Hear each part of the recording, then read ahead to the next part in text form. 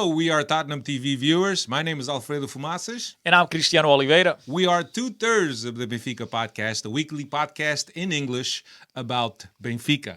All things Benfica. Right. We accepted the invitation to talk a little bit about Vinicius. There's a few questions we're going to answer and give you our insights. So here they are. Quality player. Obviously, the leading goal scorer in the Liga NOS last year, Portugal's top-tier division. Player that could score with his feet, that could score with his header. Basically, the whole package. Yeah.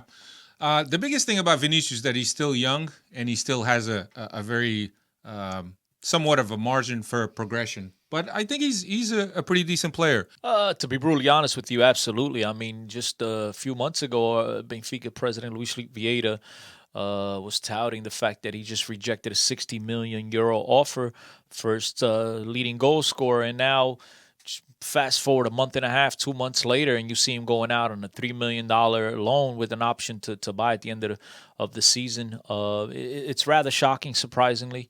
But nonetheless, Tottenham got themselves a quality striker that is familiar with Portuguese coach, Jose Mourinho, one of his former teammates. Jetson Fernandes is also on the team. So, I think they got themselves a gem. Yeah, no, I think that a lot of the fan base is surprised because, after all, we're loaning out our best scorer and the league's top scorer from last year. He ended up the championship tied with Taremi, but because he played less games, he ended up getting the advantage of that. So the biggest surprise has been, okay, well, you have in your hands the guy that was the top scorer of the league, and how are you leaving him out on loan? How are you letting him out on loan? But I think the truth of the matter here is that with the arrival of Jorge Jesus and the fact that he plays a much different system than Rui Vitória played or Bruno Lage played, I think at this point he finds himself perhaps third in the pecking order. And when you play just with one center forward, now all of a sudden you got a guy that Benfica invested 17 million in that just going to sit the bench for most of the year. So letting him leave out to Tottenham is perhaps giving him a chance to evolve, to progress in his maturity, and to really, at the end of the year, if he justifies it for Tottenham, then Tottenham will basically action his clause. Look, as we all know, at the end of the day, Harry Kane is the main man. He's going to be the guy getting the nod most of the games. But Vinicius does have what it takes to come off the bench when Tottenham do need a goal. He's got speed. He's got agility. He's got a cannon of a shot. I do think that he adds something to this roster. I do think he's going to be another one of those quality players that Jose Mourinho is going to have the opportunity to call off the bench. So, again, are we surprised? Yes, we're surprised. But at the end of the day, as you mentioned, once Jorge Jesus was announced as the new head coach at Benfica, we kind of saw the writing on the wall that it was going to be difficult for Vinicius to fit into his system and to fit into what he wants to do. So in that aspect, no, we're not surprised that he's gone. So it's bittersweet. Yeah, and as Cristiano mentioned, a lot of his attributes Cristiano already mentioned. To me, the biggest thing for Vinicius and how he's going to step into this Tottenham roster is the fact that I think that presently Tottenham doesn't have a player of Vinicius' caliber in terms of banging bodies in the box, being that box guy. Because if you think of Harry Kane, if you think of Son, and if you think of any Gareth Bale, another guy that'll be playing in a 4-3-3 up top. Right. There's always guys that come to the box with speed, and Vinicius is more of a guy that is more static in the box, bangs heads with the center defenders, and maybe that's what you need to basically take away the attention that they would have on Gareth Bale and the rest of the crew. Look, I think that if Benfica rejected an offer for 60 million a few months back, and now Tottenham are able to get him on a loan for 3-point-something million, I think that is a great deal for Tottenham. A lot of the Benfica fans are kind of upset that Benfica wasn't able to outright sell him because, after all, we did have that 60 million offer. But I think that Tottenham takes him on loan. If he works out, he works out. If he doesn't, he comes back to Lisbon. But I think this is a great deal. Look, only time will tell. Only time will tell. We'll have to wait until the end of the season to see what kind of season Vinicius had for Tottenham. But the truth of the matter is that this is a player that at one point there was reports about $100 million offers, which none of us believed in much. But the 60 million is something a little bit more believable.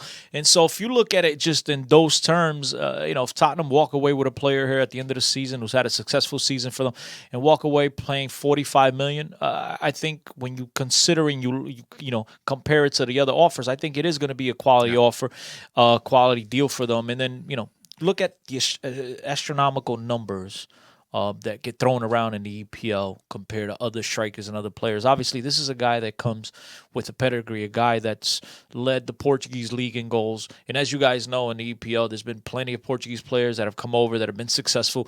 You guys know that, Portuguese players will have been put, to the task, to the test. And Vinicius has done exactly that. Played in the Champions League, played in Europa League. So, the guy's not really going to need to get that experience at that type of level because he's been there. He's done it. So, you're going to get yourself a quality player. So, if he has a successful season and then you do pick up the option at the end of the year, I do think you're going to get yourselves a good deal because this is the type of player that could put the ball in the back of the net. And we all know those guys, they're expensive. To me, the biggest thing is how he's going to adapt, right? So different country, different type of football. The mentality needs to be there. The effort needs to be there, which I don't think that there's ever a lack of effort from Vinicius, at least from what we know of him at Benfica. I just think that the adaptation period for him needs to be good. The fact that he has Jose Mourinho and speaks his language, and he has Jetson there also to kind of welcome him and feel him, make him feel at home. I think that would work in his advantage. But the thing is that it's all going to depend on how he adapts and how really Mourinho kind of fosters that growth. EPL is a more physical league, as we all know. We know it takes a little bit more to get a foul call than it does in the Portuguese league. So that's the only concern, but I think it'll be a matter of time. The coaching staff is going to make them feel right at home. Teammates will make them feel right at home. And the rest of the crew at Tottenham, as you guys know, they're all pretty friendly guys. They're nice guys. There's really not that many rivalries inside the locker room. So it'll just be a matter of time for him to adjust. Now, the question will be how much playing time does he get, because you do have solid players up top that are going to require a lot of minutes, and they're going to want a lot of minutes as well. So I think Mourinho is going to have a difficult time adjusting, but we'll see what happens. I think this is it's nothing but a success. I don't think Mourinho is going to bring this guy in to sit him on the bench. Yeah, and when you look at the EPL schedule, definitely a compressed schedule due to COVID, and then you also got a Euro ahead of you in FA the Cup, next, Carabao Cup, yeah, all this. So I mean, plenty of competition. You play like 5 games a week, it seems like, in the EPL. So he should get plenty of time. We hope so. We'll see what happens. Yeah. Look, I think that every Benfiquista was excited about his arrival, the experience that he brought, the level of pedigree, Belgium international, all that. He's been great. Unfortunately, the last game, he banged heads with one of the opposing center defenders, and he fractured a bone in his face. It doesn't look like he's going to be available this weekend. Most likely, he will not be available for the Belgium national team. So we'll have to monitor and see how that goes. But we're excited that Jan Vertonghen joined Benfica and what he brings to this team. Absolutely. Super Jan, right? Super Jan, Super John, whatever you guys call him. It's Vertonghen. Everyone is happy to have him at Benfica. I don't know a single Benfica fan who wasn't excited to have the guy with his expertise and an experience, I should say, coming on to help out the youngsters at the Seychelles. We all know Benfica pumps out players like it's nobody's business, and he's only going to add to that. He's only going to help out these youngsters and explain to them and tutor them through the process. So very excited to have him on. Unfortunately, as Alfredo said, he'll miss this weekend's game. Most likely he'll be out for Belgium, but no matter the time, he'll be back, and we're all excited to have him. Thank you guys for not re-signing him and letting him come on and sign with us. Appreciate it. And that's all we got. I hope that you guys were able to find this insight helpful. And like I said, we hope that he is a success, because at the end of the year, we'd love to make those 40-something million back, right? So thank you very much. My name is Alfredo Fumaces. And I'm Cristiano. And we're with Benfica Podcast. Thanks, and good luck for the rest of the season.